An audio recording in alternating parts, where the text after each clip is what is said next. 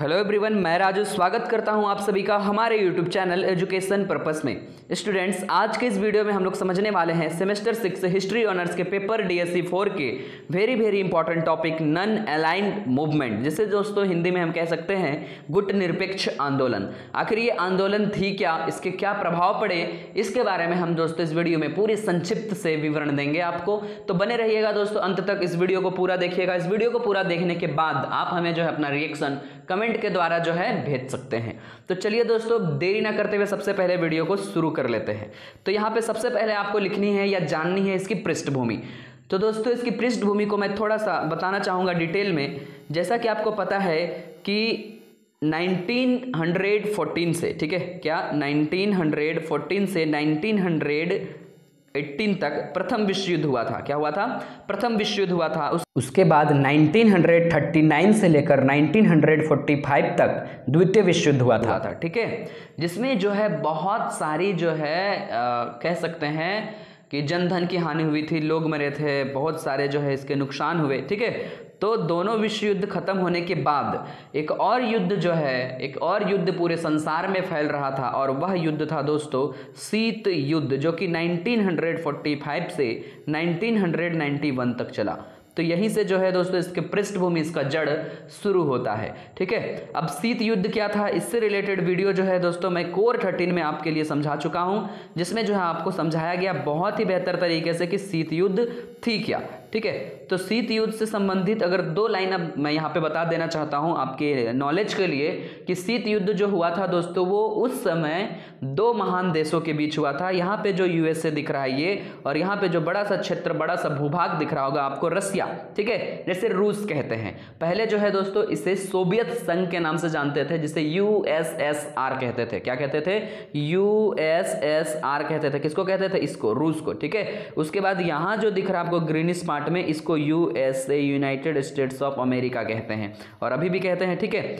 उसके बाद जो है दोस्तों इसमें होता क्या है कि इस समय, जिस समय 1945 से 1991 की बात अभी मैंने आपको बताई है, उस समय जो है दोस्तों अमेरिका चाहता था, अमेरिका जो है पूंजीवादी का विचार पर चलता था। तो अमेरिका चाहता था कि जितने भी देश हैं उसके फेवर में आ जाए, मतलब जो स्वतंत्र हो रहे हैं अभी धीरे धीरे, वे क्या करें, इसके फेवर में, इसके तरफ चले जाएं और इसके हिसाब से काम करें। और रूस भी चाहता था कि जितने भी स्वतंत्र होने वाले देश हैं वे मेरे तरफ चले आए और मेरे हिसाब से काम करें। अब होता क्या था दोस्तों कि जो देश रसिया की तरफ चल जाता था, ठीक है, जो देश रसिया की तरफ चल जाता था, अमेरिका उसको मारने का काम करता था। जैसे हम एग्जांपल में ले सकते हैं इराक, सीरिया, ठीक है, ये सब रसिया के फेवर में थे, जिसको अमेरिका ने धो देने का काम किया, ठीक है। उसी तरीका से रसिया भी करता था, जो देश अमेरिका की तरफ शामिल हो जाता था उसको रसिया धो देता था, ठीक है। तो यही चीजें होते रही, और इस युद्ध में सबसे बड़ी खास बात यह थी कि इस युद्ध में जो है दोस्तों ना अमेरिका ने डायरेक्ट रसिया को धोया, ना रसिया ने डायरेक्ट अमेरिका को धोया। इन्होंने इसके समर्थक देशों को जो है खूब धोया, ठीक है।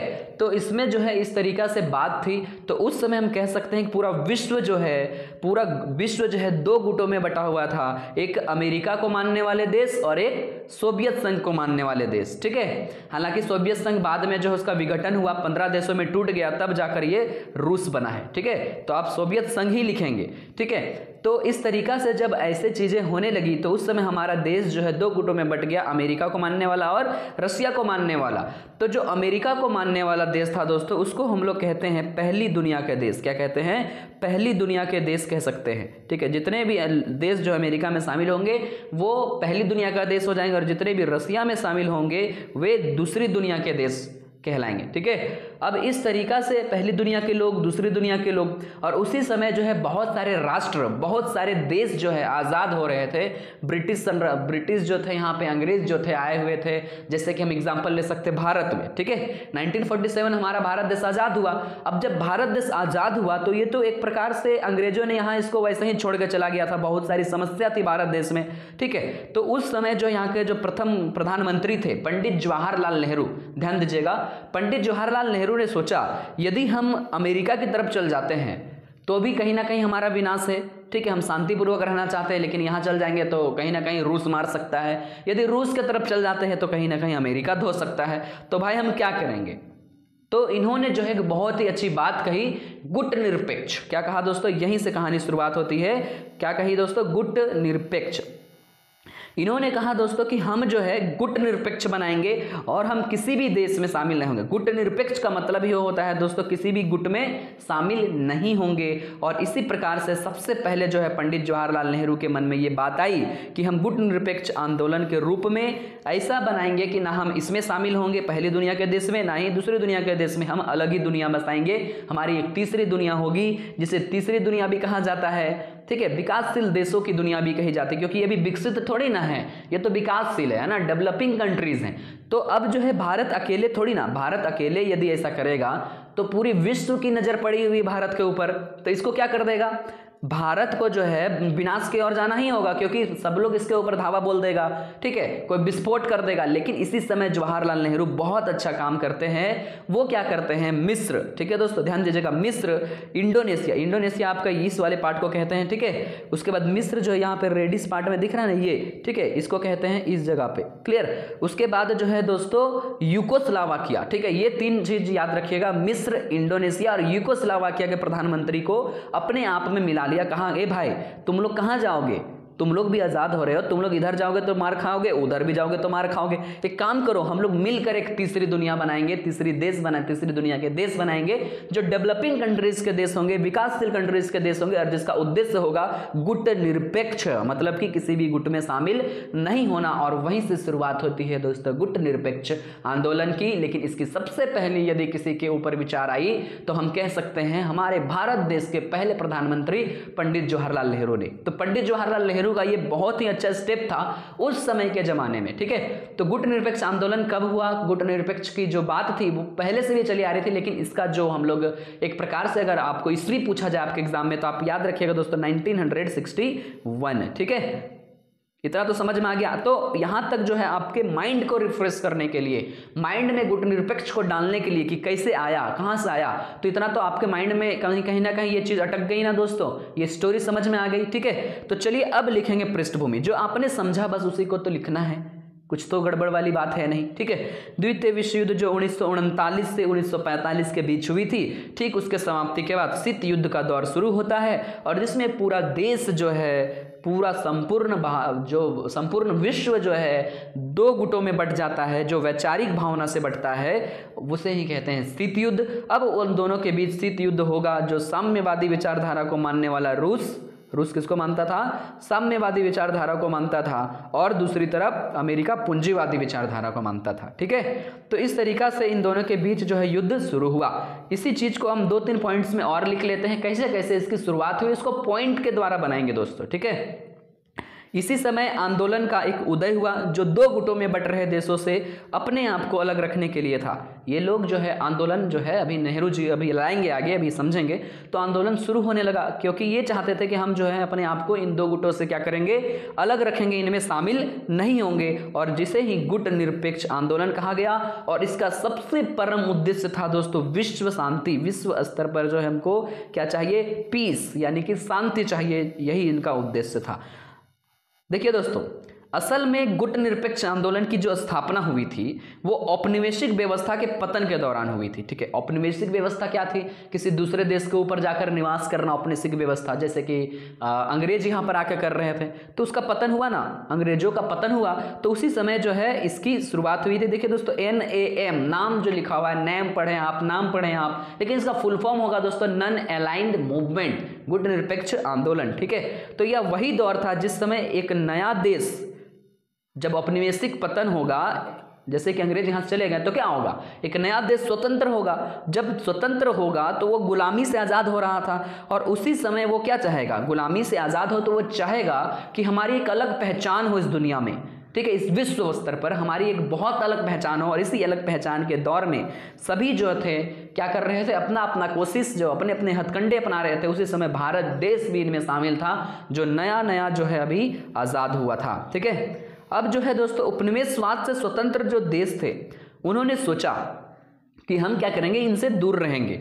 और जो है इसीलिए जो है उन्होंने एक ऐसे संगठन के रूप में गुटनिरपेक्ष आंदोलन की स्थापना की जो क्या करेगा, स्वतंत्र और तटस्थ रहेगा, मतलब हिलेगा डुलेगा नहीं, तटस्थ रहेगा और जो है तटस्थ रहने की मांग भी करेगा। तो इस तरीका से हम कह सकते हैं यहाँ तक इसकी पृष्ठभूमि थी। अब इसके लिए कहाँ से शुरुआत होती है वो समझिए। यहाँ से शुरुआत होती है दोस्तों 1955 से। कहीं ना कहीं डायरेक्ट थोड़ी ना कि गुटनिरपेक्ष का बात आ जाएगा किसी का मन में, या फिर आप घर में बैठे हो अचानक से थोड़ी ना कि घूमने वाली प्लानिंग है कि यहाँ घूमने चला गया। ये बहुत बड़ी संगठन थी दोस्तों, ठीक है, तो अचानक से तो आने वाली है नहीं। तो क्या हुआ दोस्तों कि बांडुंग सम्मेलन, याद रखिएगा 1955 में, बहुत इंपॉर्टेंट है बांडुंग सम्मेलन, ठीक है, कब हुई थी, 1955 में। अब इस सम्मेलन में क्या हुआ था दोस्तों, 4 देश के प्रधानमंत्री शामिल थे। पहला कौन, हम कह सकते हैं भारत देश के प्रधानमंत्री पंडित जवाहरलाल नेहरू। दूसरा कौन, अब्दुल नासिर कह सकते हैं, जो कि थे दोस्तों हमारे आई थिंक इंडोनेशिया के, सॉरी दोस्तों मिस्र के प्रधानमंत्री, ठीक है। उसके बाद सुकर्नो, अहमद सुकर्नो जो कि इंडोनेशिया के प्रधानमंत्री कह सकते हैं, और मार्शल टीटो जो कि यूगोस्लाविया का। अब देखिए आपको नाम याद नहीं, सिंपल लिखिए 4 देशों के प्रधानमंत्री, जिसमें प्रमुख रूप से हमारे भारत देश के प्रधानमंत्री भी शामिल थे, जो कि थे हमारे भारत देश के प्रथम प्रधानमंत्री पंडित जवाहरलाल नेहरू ने। इन लोगों ने मिलकर जो एक सम्मेलन किया बांडुंग क्षेत्र में, बांडुंग सम्मेलन किया 1955 में, और इसी में सबसे पहले गुटनिरपेक्ष की बात को रखा गया था पंडित जवाहरलाल नेहरू द्वारा। इन्होंने बताया कि हम जो हैं यदि इस देश में चले जाते हैं, पहली दुनिया के देश या दूसरी दुनिया के देश, तो हम कहीं ना कहीं जो है पिस जाएंगे, हमारा जो है खात्मा हो जाएगा, हमें मार दिया जाएगा, या फिर धोखा से, या फिर छल से, या कपट से, इसलिए जो है हम अपने आप को अलग रखेंगे। इस तरीका की बात जो है बांडुंग सम्मेलन में ही कर दी गई थी। अब इसकी शुरुआत होगी 1961 में। अब गुटनिरपेक्ष आंदोलन का पहला शिखर सम्मेलन होगा, ठीक है, क्या होगा, पहला सम्मेलन होगा। तो बांडुंग सम्मेलन के 6 साल बाद, ठीक है, 1955 में 60 और 61 6 ईयर्स हो गए ना, ठीक है। तो ये जो 1961 जो आया, उसमें जो है बहुत बड़ी एक क्रांति आई, एकदम शांतिपूर्ण ढंग से एक संगठन बना जिसको गुटनिरपेक्ष कहा गया। और गुटनिरपेक्ष आंदोलन जो कि पहली दुनिया के देश और दूसरी दुनिया के देश के विरुद्ध था, कि हम जो है आपके तरफ नहीं जाएंगे क्योंकि इससे हमें घाटा हो सकता है, और जो है हमारी एक प्रकार से हम किसी देश से स्वतंत्रता पाए, अपने आप को स्वतंत्र कर पाए हैं, फिर से कहीं ना कहीं हमारे ऊपर ऐसा ना हो जाए कि आप हमारे ऊपर राज करो, इसलिए जो है हम लोग अलग होंगे। और उस समय जो है दोस्तों यहाँ पे 25 देश शामिल थे। जिस समय गुटनिरपेक्ष बना उस समय लगभग कितने देश शामिल थे, 25 देश शामिल थे। और इसका पहला शिखर सम्मेलन 1961 में किया गया, इसीलिए आप याद रखिएगा ईस्वी इसका 1961 में गुटनिरपेक्ष का एक तरह से स्थापना किया गया, आंदोलन की शुरुआत हुई, ठीक है दोस्तों। अब हम समझ लेते हैं वर्तमान में गुटनिरपेक्ष में कितने देश है। उस समय तो 25 थे, लेकिन अभी कितने हैं। तो दोस्तों आप याद रखिएगा, अभी जो है वर्तमान में 2018 के आसपास से ही ये डाटा अभी तक है, 120 सदस्य जो हैं अभी भी वर्तमान में गुटनिरपेक्ष में क्या है, सदस्य के रूप में अपनी भागीदारी दे रहे हैं। और कहीं ना कहीं दोस्तों ये जो है संयुक्त राष्ट्र जान रहे हैं, संयुक्त राष्ट्र संघ, ठीक है। तो संयुक्त राष्ट्र संघ के बाद दुनिया का, पूरी विश्व का सबसे बड़ा यदि कोई राजनीतिक मंच है जहां पे लड़ाई झगड़ा ये सब सारी चीजों का हल किया जाता है, शांतिपूर्ण तरीके से हल किया जाता है, तो संयुक्त राष्ट्र संघ के बाद दूसरा यदि कोई है तो गुटनिरपेक्ष ही है दोस्तों, ठीक है। और आज भी इसमें 120 सदस्य देश शामिल हैं, याद रखिएगा, ठीक है। अब हम लोग चलिए समझते हैं गुटनिरपेक्ष आंदोलन का उद्देश्य क्या था। तो जो पीछे आपने देखा, यदि आप सही मायने में एक ब्रिलियंट स्टूडेंट की पहचान रखते हो या फिर सोच परख की क्षमता आपके अंदर है दोस्तों, तो मैं कहता हूं ये उद्देश्य भी आप चुटकियों में सॉल्व करेंगे दोस्तों, ठीक है। क्या है, शीत युद्ध राजनीति का विरोध करता, ठीक है। सिंपल सी बात है, शीत युद्ध में जो राजनीति हो रही थी उसका विरोध करना था। ये तो पहले भी देखा आपने, बस पॉइंट्स को लिखने का तरीका माइंड का आपका कितना तेज है, कितना शार्प है, ये बताता है, ठीक है। तो पॉइंट को मैंने लिख दिया, शीत युद्ध के राजनीति का विरोध करना। अब द्वितीय विश्व वही कहानी लिख देना फिर से, ठीक है। द्वितीय विश्व में अमेरिका सोवियत संघ शीत युद्ध रहे थे जिसमें सारा देश प्रभावित था। ये चाहते थे मेरे अंदर आए, ये चाहते थे मेरे अंदर आए, यानी दोनों देश ने नव स्वतंत्र राष्ट्रों को, देखिए चीजों को मैंने कैसे जो है दोस्तों अलग करता हूं, ठीक है। नव स्वतंत्र राष्ट्र, पहले लिखा था कि जो आजाद हो रहे थे वो देश, अभी लिख दिया नव स्वतंत्र, नए स्वतंत्र राष्ट्र। क्या अलग है, सेम चीजें हैं, बस लिखने का तरीका अलग है, वर्ड अलग है, ठीक है। ध्येय तो सही है ना, उसमें भी वही है, इसमें भी वही है, ठीक है। तो उन्होंने चाहा कि हम जो है इसको अपने तरफ कर लेंगे, और उसी समय भारत जैसे देश बहुत सारे ऐसे थे जो शीत युद्ध के राजनीति का विरोध करते थे, क्योंकि शीत युद्ध जो है कहीं ना कहीं शांति व्यवस्था के लिए हानिकारक था, जो विश्व शांति को रोक सकता था, उसमें रुकावट ला सकता था, और इसी कारण से इन्होंने शीत युद्ध के राजनीति का विरोध करना अपने आप का एक महत्वपूर्ण जो है उद्देश्य माना, ठीक है।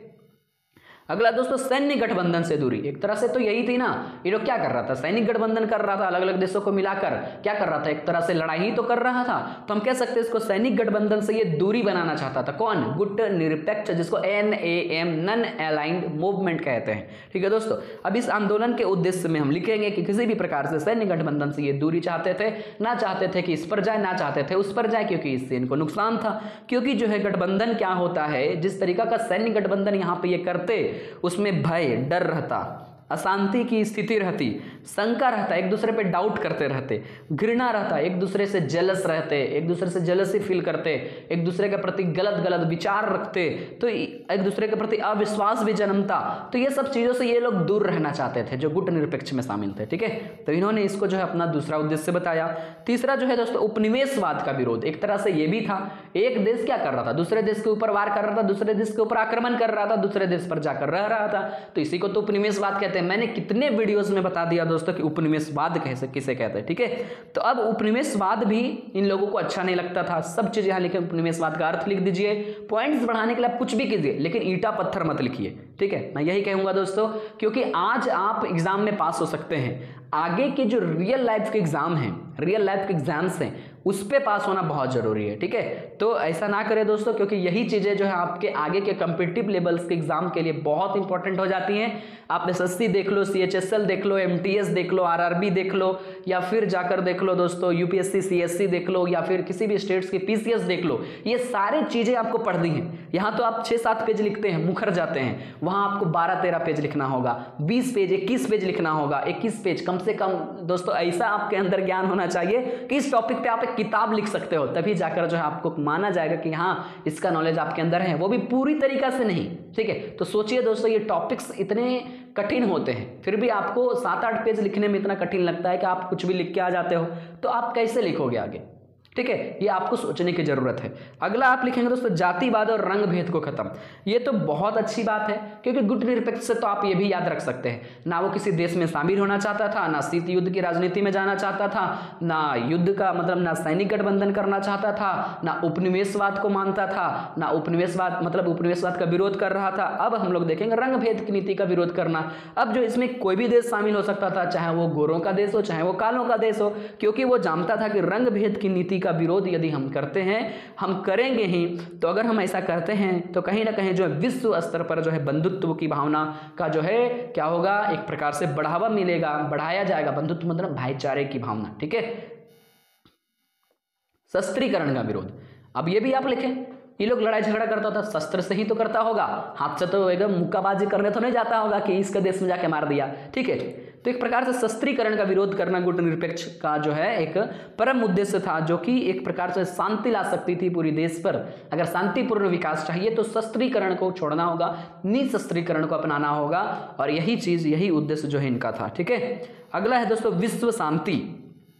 अब सिंपल सी बात है, आप इतना लिख लिए तो अभी तक तो नहीं जाने होंगे क्या, अभी तक तो बार बार आपके दिमाग में घूम रहा विश्व शांति, विश्व शांति। तो विश्व स्तर पर शांति बनाए रखना इनका सबसे पहला उद्देश्य था, लेकिन मैंने अंतिम पॉइंट में बनाया, तो ऐसा नहीं सोचना है कि ये उतना क्या कह सकते हैं इंपॉर्टेंस नहीं दे सकता है इतना उतना ही इंपॉर्टेंट है जितना पहले के जो बिंदु मैंने आपको समझाया, ठीक है। तो इस प्रकार से हम कह सकते हैं कि विश्व शांति भी इनका एक परम उद्देश्य था। अब हम लोग देखेंगे प्रासंगिकता। ये कई बार अलग से पूछ लिया जाता है 15 नंबर के क्वेश्चन, भाई प्रासंगिकता है क्या। प्रासंगिकता हम एक तरह से टूटी फूटी लैंग्वेज में आपको समझाते हैं दोस्तों, कह सकते हैं रिलेवेंस, मतलब आज भी वो चीजें हैं या नहीं। जैसे कि 1947 में जो युद्ध हुआ, तो उसका महत्व आज इस दुनिया में है कि नहीं, ठीक है। उसके लिए आज हम लोग क्या कर रहे हैं, उस समय स्वतंत्रता जो मिली किस लिए मिली थी, किसके खिलाफ हुई थी, क्या वे चीजें आज समाप्त हुई हमारे भारत देश से। अगर वो हुई है तो हाँ इसको प्रासंगिक माना जाएगा, और अगर आज भी हम उसको लेकर चलते हैं तो उसी को प्रासंगिकता कहते हैं, ठीक है। तो गुटनिरपेक्ष आंदोलन जो NAM था, नॉन अलाइंड मूवमेंट, उसकी जो मुख्यतः उपनिवेशवाद और शीत युद्ध के विरुद्ध की जो पृष्ठभूमि हुई थी उसी के कारण हुई थी।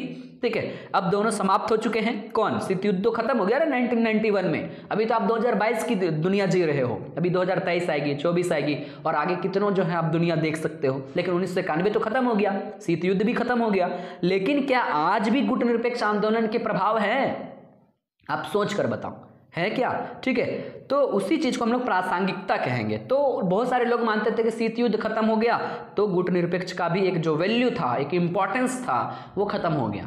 एक प्रासंगिकता, इंपॉर्टेंस, रिलेवेंस कह सकते हैं आप। ठीक है, तो इस प्रकार से हालांकि बहुत सारे लोगों का जो जानकार हैं वो सोचते हैं कि आज भी जो है इनके सिद्धांतों पर जो है हम लोग उतना ही प्रासंगिक हैं, उतना ही जो है ध्यान देते हैं जितना पहले था, जितना शीत युद्ध के दौर में था। जैसे कैसे देते हैं? विश्व शांति के नाम पर।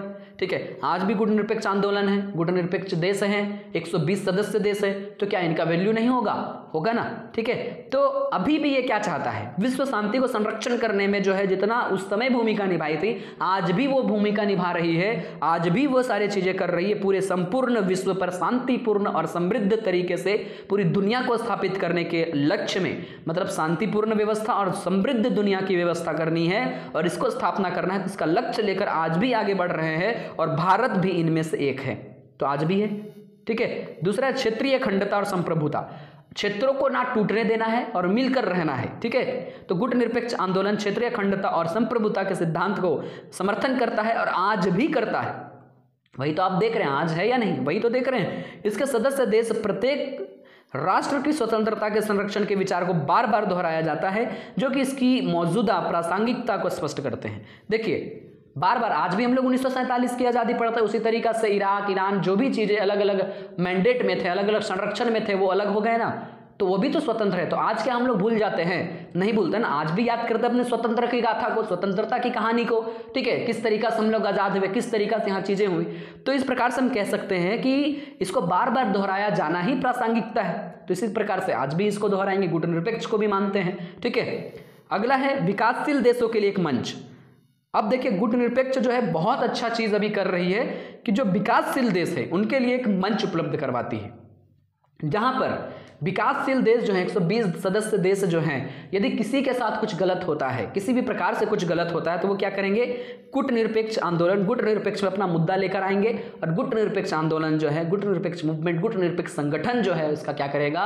एक तरह से हेल्प करेगा इस मुद्दा को सुलझाने में। बस इतना ही था दोस्तों। इस वीडियो में थोड़ा सा लेंथ लंबा हो गया है, लेकिन हम चाहते थे कि ये टॉपिक आपके दिमाग में सटीक तरीका से बैठे, इसलिए जो है थोड़ा सा पृष्ठभूमि में बताने को, पृष्ठभूमि बताने के लिए, केवल स्टोरी बताने के लिए केवल मैंने आपको 7 मिनट समय दिया है।